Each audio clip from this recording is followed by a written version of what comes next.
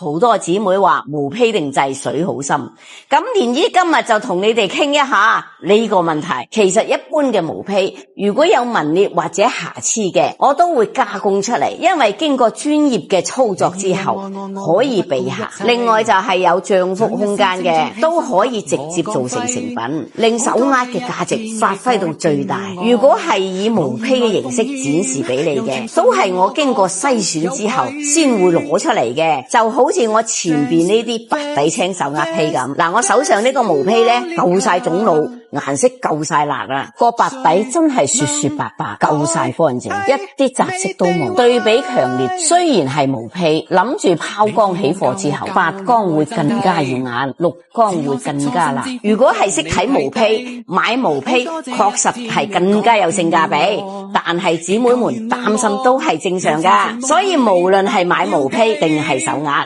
我哋一定要揾到靠譜嘅人，唔俾人哋呃你。我而家就揀一條出嚟俾你哋睇睇起貨效果。誰能改？